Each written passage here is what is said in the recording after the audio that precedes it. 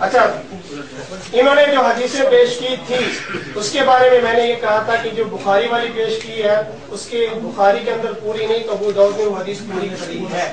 اس میں فصائل ساتھ ہے کہ جو فاتحہ اور سورت نہ پڑھے اس کی نماز نہیں ہوتی، تو فاتحہ اور سورت اکیلے نے پڑھنی ہے، مقتدی نے نہیں پڑھنی. اور جو حدیثیں انہوں نے پیش کی فَإِنَّهُ لَا صَلَاةَ لِمَن لَّمْ يَقْرَأْ بِهَا کہ مقتدی اگر نماز کی امام کے پیچھے فاتحہ نہیں پڑھے گا اس کی نماز نہیں ہوگی. میں نے جب اس کے بارے میں پیش کیا کہ یہاں تو محمد بن اسحاق کذاب دجال ہے تو اس کے بارے میں کچھ چپ ہو گیا. ایسی حدیث دوبارہ تو نہیں پیش کر سکے نا. میں نے بتایا کہ محدثین کا اجماع ہے کہ اس کی بات احکام میں حجت نہیں. ایک حوالہ نہیں پیش کر سکے کہ محدثین نے کہا کہ احکام میں اس کی بات صحیح ہے. ایک حوالہ نہیں پیش کر سکے. دوسرا میں نے کہا تھا کہ مقبول مدلس ہے، مقبول کی بات حدیث معتبر نہیں، اس کا کوئی جواب نہیں دے سکے. پھر انہوں نے ایک حدیث پیش کی تھی عمر بن شعیب والنبی عن جدہ، میں نے دکھایا تھا کہ وہ کذاب ہے تو وہ آج اس کا جواب نہیں آیا. اور پھر اس کے بعد تو ویسے ہی ہاتھ دھو لیا. اب تو وہ حدیثیں پیش کر رہے ہیں کہ جن میں نہ مقتدی کا ذکر ہے نہ فاتحہ کا ذکر ہے، قراءت خلف الامام کا ذکر. ماشاءاللہ قراءت خلف الامام تو تم بھی نہیں کرتے ہو. قراءت خلف الامام پیچھے سورۃ فاتحہ تم بھی، سورۃ فاتحہ کے علاوہ سورۃ تم بھی نہیں پڑھتے. قراءت خلف الامام، امام کے پیچھے تو قراءت فاتحہ بھی ہے، فاتحہ کے علاوہ سورت بھی ہے، سورت تم بھی نہیں پڑھتے. تم یہ حدیثوں کو منکر ہو. کیسے کہتے ہو کہ قراءت خلف الامام، قراءت خلف الامام؟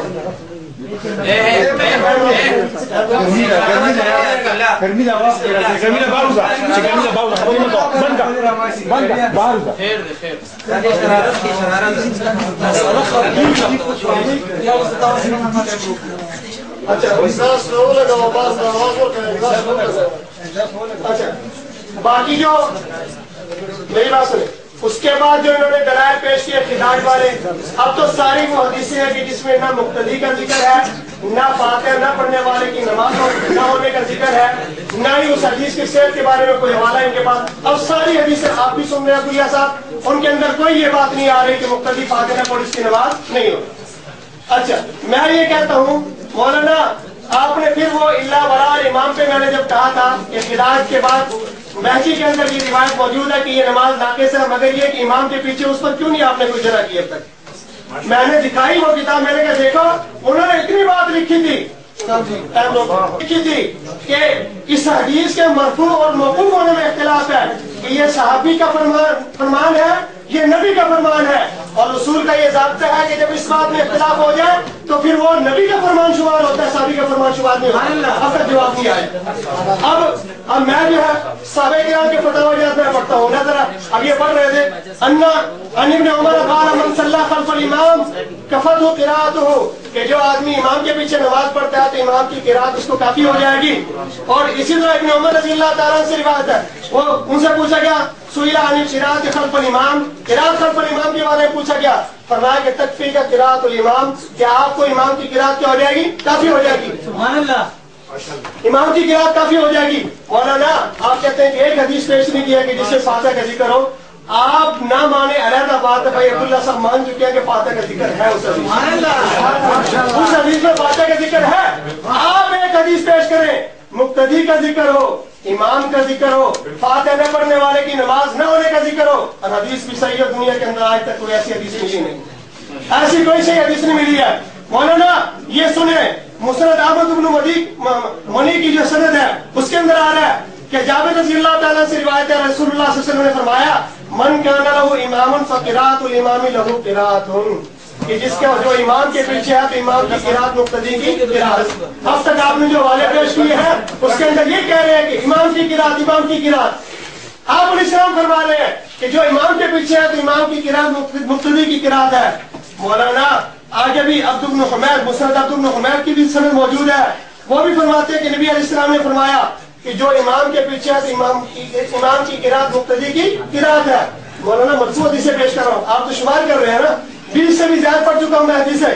یہ من کان لہ، یہ مصنف ابن ابی شیبہ، 5 ہی تو بھی پڑھ رہا ہوں میں، یہ مصنف ابن ابی شیبہ ہے، اس کے صفحہ 412، اس کے اندر آپ علیہ السلام کا فرمان موجود ہے من کان لہ امام فقراءۃ الامام لہ قراءۃ، جو امام کے پیچھے امام کی قرات مقتدی کی قرات ہے اس کو علیحدہ قرات کرنے کی ضرورت ہے نہیں. یہ مسند احمد ہے, مسند احمد کی تیسری جلد ہے, صفحہ اس کا ہے 415 صفحہ ہے. اس کے اندر نبی علیہ السلام کا فرمان موجود ہے. فرماتے ہیں من کان لہ امام فقرات جو امام کے پیچھے ہے امام کی قرات مقتدی کی قرات ہے. مولانا یہ اسی کے اندر میں یہاں تقریباً 6 7 حدیث پیش کرو ایک ہی ٹرم میں. آپ علیہ السلام نے فرمایا, رسول اللہ صلی اللہ علیہ وسلم کا فرمان ہے, من کان لہ امام فإن قراءۃ الامام لہ قراءۃ, کہ جس کا امام ہو تو امام کی قرات مقتدی کی قرات ہے. مولانا ایک فتویٰ ذرا خلفائے راشدین کا آپ کے سامنے بیان کر دوں. اور یہ سند بھی ہے کہ مصنف صاحب عبدالرزاق فرماتے ہیں اخبرنی موسیٰ بن عقبہ, مجھے موسیٰ بن عقبہ نے خبر دی کہ رسول اللہ صلی اللہ علیہ وسلم, ابو بکر, عمر, عثمان کانوا ینہون عن القراءۃ خلف الامام, یہ سارے کے سارے امام کے پیچھے قرات سے روکتے آپ صلی اللہ علیہ وسلم, ابو بکر رضی اللہ تعالیٰ عنہ, عمر رضی اللہ تعالیٰ عنہ اور عثمان غنی رضی اللہ تعالیٰ عنہ, یہ سارے کے سارے قرات خلف الامام سے روکتے تھے. مولانا یہ صفحہ 139 ہے, مصنف عبدالرزاق ہے, جلد نمبر 2 ہے. یہ میرے پاس شرمانی الاثار ہے, صفحہ اس کا جو ہے 159 ہے. اس کے اوپر میں 2 حدیثیں آپ کو سناتا ہوں. عبداللہ رضی اللہ تعالیٰ عنہ سے روایت ہے کانوا یقرؤون خلف النبی صلی اللہ علیہ وسلم, کہ صحابہ کرام پہلے پڑھ لیتے تھے نبی علیہ السلام کے پیچھے. فرمایا نبی علیہ السلام نے خلقتم علی القراءۃ, میرے اوپر میری قرات بھی تم نے جو خلق مت کر دی ہے, میری قرات بھی تم نے خلق مت کر دی ہے, روک دیا. اور آگے دوسری حدیث من کان لہ امام فقراۃ الامام لہ قراءۃ, نبی صلی اللہ علیہ وسلم نے فرمایا, نبی صلی اللہ علیہ وسلم نے فرمایا کہ جس کا امام ہے امام کی قرات مقتدی کی قرات ہے. اور تیسری حدیث اسی ہے کتاب سے, نبی صلی اللہ علیہ وسلم نے فرمایا من صلی رکعۃ فلم یقرأ فیہا بأم القرآن فلم یصلی الا وراء الامام, کہ جس نے کوئی ایک رکعت پڑھی اس کے اندر ام القرآن نہ پڑھی, فاتحہ نہ پڑھی, اس کی نماز نہیں ہوئی. مگر یہ کہ امام کے پیچھے ہو مولانا, امام کے پیچھے والی بات نہیں ہے, تم دوسروں کی پٹ کرتے رہے. شرمانی الاثار لے ہماری باقی کتابیں واپس کر دینا, یہ نہ ہو کہ یہ دیکھیں حضرت جابر رضی اللہ تعالیٰ کی حدیث ہے, ابن عمر, ابو ہریرہ رضی اللہ تعالیٰ کی حدیث ہے. وہ فرماتے ہیں کہ نبی کریم صلی اللہ علیہ وسلم کے پیچھے ہم نے نماز پڑھی, صبح کی نماز تھی. پوچھا کسی نے قرات کی ہے میرے پیچھے؟ ایک آدمی نے کہا کہ یا رسول اللہ میں نے کی ہے. فرمایا کہ مالی اناز اور قرآن, میں بھی سوچ رہا تھا کہ مجھ سے کیا ہو گیا کہ مجھ سے بھی قرآن پاک میں جھگڑا کیا جاتا ہے. میرے پیچھے نبی علیہ السلام امام کے پیچھے قرات تو فرما رہے کہ امام کے ساتھ جھگڑا ہے یہ, اور تم کہتے ہو جو فاتحہ نہیں پڑھے گا اس کی نماز نہیں ہوگی. مولانا میں نے تقریباً 30 سے زیادہ حدیثیں پیش کر دی اور میری کسی حدیث پر گرا نہیں ہے, میری کسی حدیث پر گرا نہیں ہے, میری کسی حدیث پر اعتراض نہیں ہے. انہوں نے جو حدیثیں پیش کی ہیں ہر حدیث پر میں نے بتایا اس کے اندر کذاب, اس کے اندر دجال, اس کے اندر وہ راوی کہ جس کو محدثین کہتے ہیں کہ اس کی بات معتبر نہیں ہے, محدثین کہتے ہیں کہ اس کی بات معتبر نہیں ہے, ایسے راوی اس کے اندر موجود ہے. مولانا یہ سیاستہ میں سے میں ترمذی پیش کر رہا ہوں. ابو ہریرہ رضی اللہ تعالیٰ کی روایت آ رہی ہے رسول اللہ صلی اللہ علیہ وسلم ایک نماز پڑھائی جانے بعد اور اس کے اندر قرات کی. فرمایا کہ حل قرأ معی احد منکم آنفا, کیا تم میں سے کسی نے میرے ساتھ ابھی کی قرات کی ہے؟ ایک آدمی نے کہا کہ جی ہاں یا رسول اللہ. فرمایا کہ میں بھی کہتا ہوں کہ مالی اناز اور قرآن میں مجھ سے جھگڑا کیوں ہوتا ہے. اور آگے سنیے, آگے فرماتے ہیں فانتهى الناس عن القراءة مع رسول الله صلی اللہ علیہ وسلم فيما يجر في رسول الله صلی اللہ علیہ وسلم من الصلاة بالقراءة, کہ پھر جاری نمازوں میں صحابہ کرام نے نبی کریم صلی اللہ علیہ وسلم کے پیچھے نماز قرات چھوڑ دی تھی جاری نمازوں میں.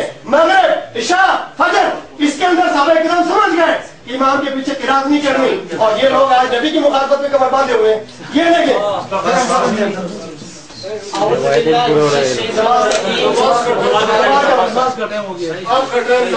صلاتین با بخیر دے وہ خوش ہے ماشاءاللہ.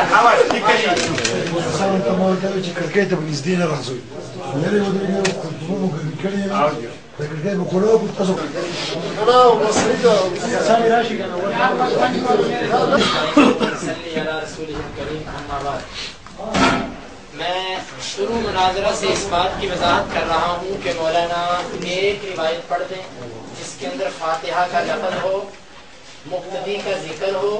और नबी करीम सल्लल्लाहु अलैहि वसल्लम ने फरमाया कि जो फातिहा नहीं पढ़ता उसकी नमाज हो जाती है। इन्होंने एक भी रिवायत पेश नहीं की और जितनी रिवायतें पेश की हैं उसके अंदर किरात के लफ्ज हैं और जितनी इन्होंने पेश की हैं उसका हाल भी इनके घर से सुन ले।